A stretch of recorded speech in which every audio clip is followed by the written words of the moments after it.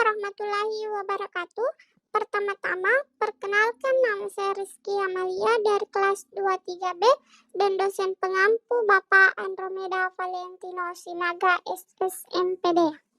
Di sini saya akan menjelaskan materi tentang konsep dan aplikasi konstruktivisme, teori implikasi dalam pembelajaran.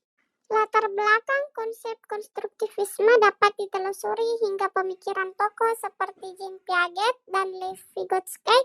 Piaget menekankan bahwa pembelajaran adalah proses konstruktif di mana siswa membangun pemahaman mereka sendiri melalui pengalaman langsung.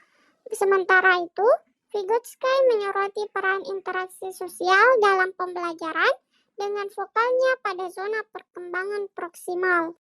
Konstruktivisme adalah teori pembelajaran yang menekankan pada peran aktif siswa dalam membangun pemahaman mereka sendiri melalui pengalaman dan refleksi.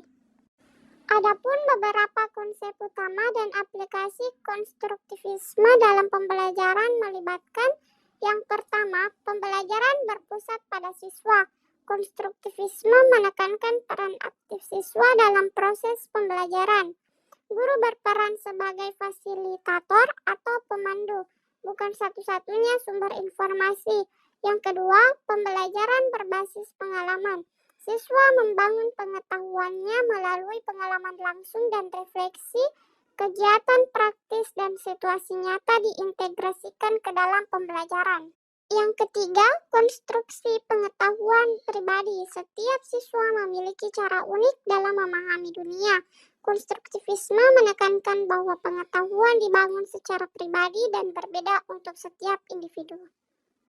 Yang keempat, kolaborasi dan diskusi. Interaksi sosial dan kolaborasi dianggap penting.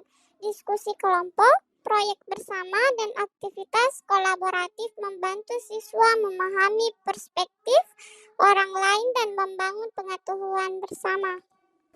Yang kelima, penilaian formatif. Penilaian fokus pada pemahaman yang lebih dalam daripada sekadar menghafal fakta. Penilaian formatif digunakan untuk memberikan umpan balik dan membantu siswa memahami perkembangan mereka. Yang keenam, pembelajaran bermakna. Materi yang diajarkan harus bermakna bagi siswa. Hubungkan pelajaran dengan pengalaman hidup mereka sehingga siswa dapat merelasi dan mengaitkan pengetahuan baru dengan pengetahuan yang sudah dimilikinya. Yang ketujuh, pemecahan masalah.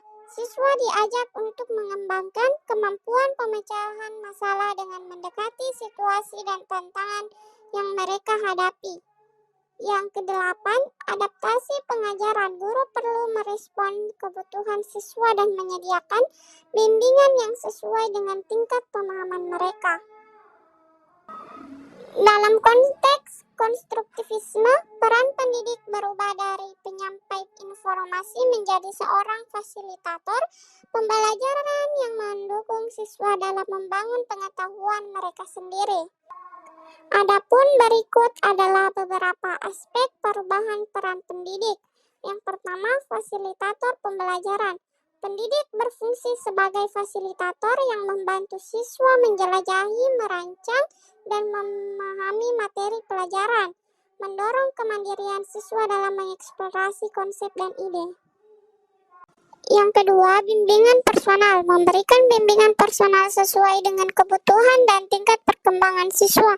Mengakui perbedaan individual dalam gaya belajar dan kecepatan perkembangan. Yang ketiga, menyediakan konteks relevan. Menciptakan konteks pembelajaran yang relevan dengan kehidupan nyata dan pengalaman siswa. Menghubungkan materi pelajaran dengan konteks bermakna bagi siswa. Yang keempat, mendorong kolaborasi. Mendorong kolaborasi antar siswa, memfasilitasi diskusi dan proyek kolaboratif. Menciptakan lingkungan yang mendukung pertukaran ide dan pemahaman bersama. Yang kelima, penilaian formatif. Menggunakan penilaian formatif untuk memahami kemajuan siswa dan memberikan umpan balik konstruktif. Menggunakan data evaluasi untuk mengadaptasi pengajaran sesuai dengan kebutuhan siswa. Yang keenam, memfasilitasi diskusi, mendorong diskusi terbuka yang memicu pemikiran kritis dan refleksi, bertindak sebagai mediator dalam diskusi untuk memperluas pemahaman siswa. Yang ketujuh, integrasi teknologi, mengintegrasikan teknologi sebagai alat bantu pembelajaran untuk memperkaya pengalaman siswa, menggunakan sumber daya digital untuk mendukung eksplorasi dan penemuan. Yang kedelapan, pengakuan terhadap diversitas, mengakui dan menghormati keberagaman siswa, baik dalam latar belakang budaya maupun gaya belajar, merancang pengalaman pembelajaran yang inklusif. Adapun aksiologi konstruktivisme berkaitan dengan nilai-nilai yang mendasari pendekatan pembelajaran yang berpusat pada siswa. Beberapa nilai ini mencakup: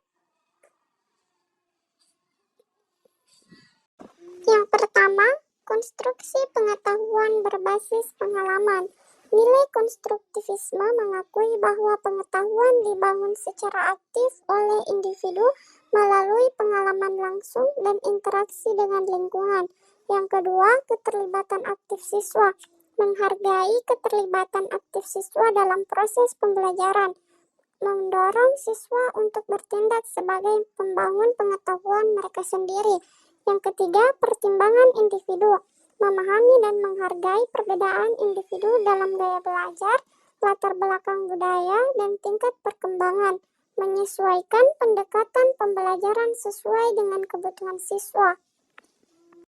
Yang keempat, kolaborasi dan interaksi sosial. Menilai pentingnya kolaborasi dan interaksi sosial dalam pembelajaran, mendorong siswa untuk belajar dari dan bersama-sama dengan teman sebaya. Yang kelima, pemikiran kritis dan refleksi, mengutamakan pengembangan keterampilan pemikiran kritis dan refleksi, memberikan kesempatan kepada siswa untuk merenung dan menganalisis informasi dan kritis. Kesimpulannya, secara keseluruhan konsep konstruktivisme mencerminkan pandangan bahwa pembelajaran adalah suatu proses aktif di mana siswa membangun pengetahuan mereka sendiri melalui pengalaman dan interaksi dengan lingkungan. Teori ini banyak dipengaruhi oleh pemikiran tokoh seperti Jean Piaget dan Lev Vygotsky. Sekian dan terima kasih. Jika ada kesalahan kata, mohon dimaafkan. Wabillahi taufiq wal hidayah. Wassalamualaikum warahmatullahi wabarakatuh.